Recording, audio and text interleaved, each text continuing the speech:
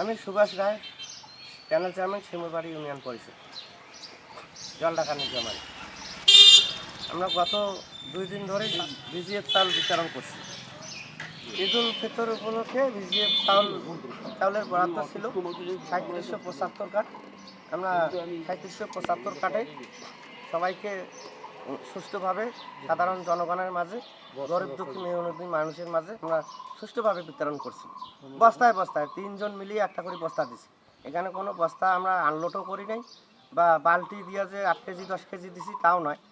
পুরো বস্তা যেভাবে এলএসডি থেকে এসছে ওইভাবে আমরা বিতরণ করছি। এখন দেখা যাচ্ছে বিতরণের পরের দিন থেকে কিছু ব্যক্তি কিছু লোক আর কি উস্কানি একটু মিথ্যা গুজব ছড়াচ্ছে। তারা মনে করেন যে মানে কাঠের একটু ভাগ চাইছিল আর কি।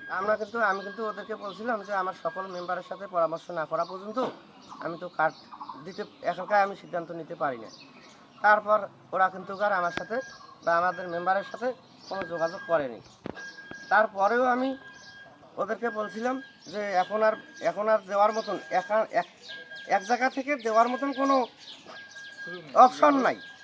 তা সব ওয়ার্ডে মেম্বার আছে, ওই ওয়ার্ডে আপনারা মেম্বারের সাথে যোগাযোগ করেন। ওইখানে হয়তো আপনাদের যদি হাতে গোনা কোনো 10-15-20টা লোক করে লোক থাকে, 5-10টা লোক থাকে, তাহলে তাদের সাথে মেম্বারের সাথে যোগাযোগ করে, তাহলে হয়তো ওইখানে মিটমাট কোনো ব্যাপার। সাথে আমাদের ট্যাগ অফিসার ছিল, মেম্বাররা ছিল, আমি প্যানেল চেয়ারম্যান আমি ছিলাম, আমাদের সচিব মহোদয় ছিল, সবাই ছিল উপস্থিত। পরে 3টা বাজে আমরা বিতরণ শেষে আমরা চৌকিদার সর্দার সহ আমরা বাড়ি চলে গেছি।